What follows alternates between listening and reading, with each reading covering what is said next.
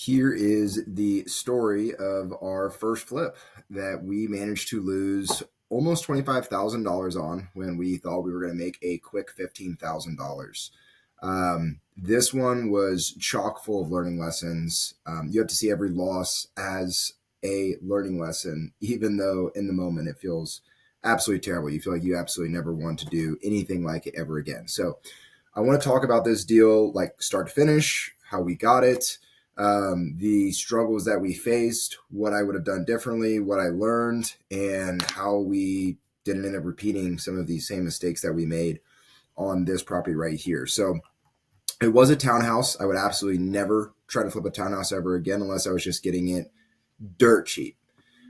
This was a cold lead a cold text lead that we received. So I had a texting system going. It's now illegal. You cannot do cold texting anymore. The FTC may be bringing it back to where they will be allowing it again. But we actually bought this off market from a realtor. One of the very first big mistakes that we made here was not having any comps. When you are selling a townhouse, especially, the only thing you're going to truly be able to compare it to are other townhouses in the subdivision.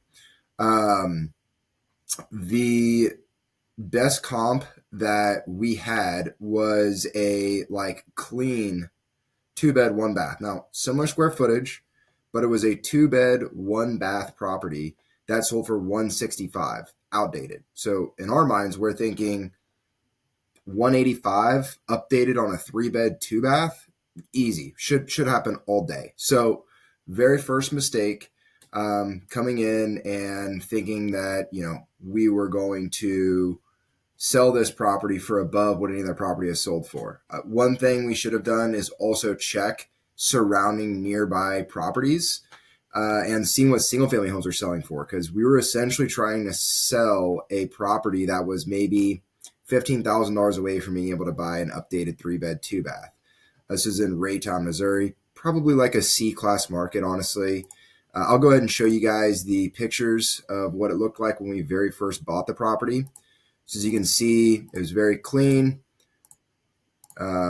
We did go back and forth with the seller, and originally we anticipated on quite literally just doing the absolute required, and that involved just painting the property and replacing the flooring. That was it. That's what we told ourselves we were going to do. And painting the cabinets. That's what we should have stuck to, but we're kind of doing a wholesale, which is where you don't quite flip everything, and we just honestly ended up doing too much.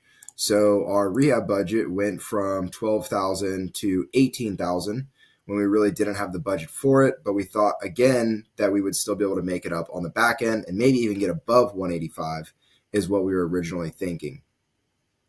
So we buy the property, we get it done relatively quick. We buy it with hard money, by the way, so we get the full purchase price, I believe, taken care of. And then he ends up telling us, hey, you guys are going to have to float the rehab.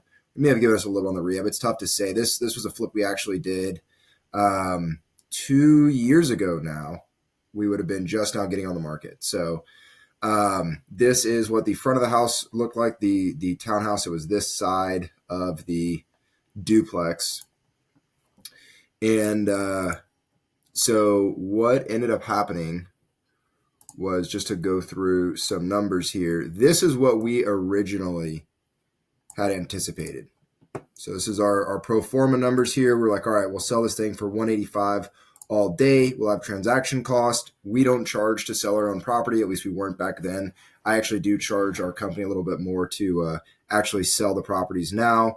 We were anticipating our holding cost of $1,000, and this is across a 3-month hold. We thought, hey, we'll knock it out in 1 month. We'll put it on market. We'll find a buyer, and it'll be gone. We'll get it down the road. So this was realistically the HOA fee for 3 months, the taxes for 3 months, the insurance for 3 months, utilities for 3 months. This is our financing, which we had 12% into points. Weren't paying any monthly, so everything was due on the back end. And then we originally underwrote a $12,000 rehab budget, buying it at $140. We should have made $15,600 on this. Again, in hindsight, another problem is always budgeting to make more than this. This is so easy to become a negative number that you have to always be budgeting for $30,000. So now looking at the property itself, this is what it looked like after we rehabbed. As you can see, we went ahead and replaced all the appliances. We put granite countertops in. We did switch out the lighting. As you can see, we put in new LVP, new carpet. We put in granite on top of the vanities and then painted the vanities. Again, new lighting all the way throughout the property.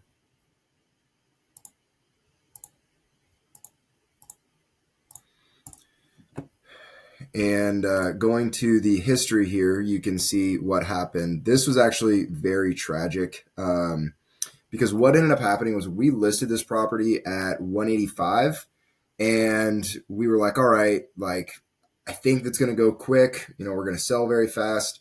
And within, I think it was 7 days of us coming on the market, we have someone else sell their 3-bed, 2-bath, same square footage, or list their 3-bed, 2-bath for 165. Absolute fire sale. They're trying to get it gone.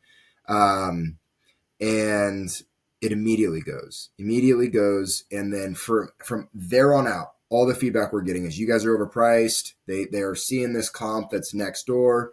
And even though that person went under contract like very quickly and over asking price, it wasn't closed. So like no one could see that. And I think it ended up selling for like 175 actually is what theirs sold for. And theirs was like still more outdated than ours was, which was, you know, again, kind of crazy. But as you can see, we very quickly, after recognizing that, you know, we're now overpriced, the feedback we're getting, we did a $10,000 price drop. And then you can see from here, I just do these small little decreases of $2,500, even down to $1,000 right here. I'm just trying to, you know, save my butt on the cost, try to, you know, at least have us make some money. Realistically, should have just ripped the Band-Aid off and just price dropped it all the way down to 165. You know, we were doing that to, again, get people's foot in the door here. And you can see we finally go pending once we price drop down to $163,000. So we go pending like 5 days later, and we give them a full month, like day of closing. We end up getting a call that the buyer lost their financing. So super tough. We come back to market. Now we're in November. So this is like the worst time to be trying to sell real estate, especially right before Thanksgiving. People are getting ready for the holidays. Forget about it. Until the second week of January, tough time to sell real estate. So we do finally go pending again at this 163. The second buyer, we think, just really wanted out because they wouldn't bring a list of repairs together. They wouldn't say like what made them nervous. They just said, hey, we're backing out due to the inspection report. So again, don't think it had anything to do with the property, but just unfortunate because now we're stigmatized coming back to market again. Fortunately, though, being down at 160 when we come back here right around Christmas, we get someone else at 160. And 2 weeks later, they end up backing out. We're like extending inspections because they're trying to check every single thing out. And they end up stating that they're only moving forward if the HOA provides a letter that they are going to improve the outside. This is another lesson here. Like, don't flip in strict HOAs or like maintenance HOAs, because we thought in our mind, like, oh, we don't have to worry about the exterior at all because the HOA takes care of it. Well, look around at the other properties around you, and you will see that like buyers, especially in a maintenance provided HOA, are looking at the other houses and saying, are these taken care of? Like, is my property going to be taken care of? And I think it was actually the buyer's dad that said that they were going to, you know, need that letter in order to move forward. And the HOA wasn't willing to do it. It turns out they are actually super low on funds and probably at risk of going belly up, which would have been even more detrimental to us. So they end up backing out. We go back to market again in January. Fortunately, go pending again at 160. But these buyers are asking for all their closing costs to be covered, which is like almost $5,000. So, and even then, this was a lot of back and forth to just get them to come up the $5,000 that we needed them to. And this was just to, at this point, save our losses because we were I mean, we're losing a lot of money now at this point, selling at 165, but paying out $5,000 to the buyers to pay for their closing costs. So we finally do end up closing the deal, but at that point, the damage is done. And here are our actual numbers. So we lost over $23,000 on this deal. And these are the numbers. So 165, some of them are kind of rounded just to make them round numbers. Transaction costs ended up being 8,200. This is 3% of the buyer's agent commission and so when we buy off market, we also pay for the seller's title fees. And then of course we had our title fees to pay when we sold. So that's the 8,200. We had our holding costs end up being twice what we thought because it was a 7-month hold. Our financing costs went way up because we had to end up paying another extension, which was another point. So we actually had to pay 3 points. And then we had twice the interest that we had calculated. So this financing went up significantly. Our rehab, we over rehabbed. So, spent another $6,000 we weren't budgeting. Of course, the purchase price was the purchase price at $140. And then we had to pay the buyer's closing costs. So that was a $23,000 tough lesson right there. We ended up flipping, I think, 1 or 2 more properties like at the same time, or I think we have one other. Yeah, that's right. We have one other going at the same time. And so that did kind of make up for this. And we did end up making our money back, but it would have been really easy for us to say like, oh man, like, let's not do this anymore. Like, this sucks. We just lost all this money. And in fact, I think we actually had to write a check at close, now that I think about it, or maybe it was really close. Maybe we just got a little bit of money back, but it was very, very close. So again, a lot of learning lessons here. We should have stuck to our original rehab that we went after. We shouldn't have done a townhouse, especially with no comps showing us that we were going to get the 185 that we needed. We should have budgeted for a $30,000 profit because that's just what you have to do.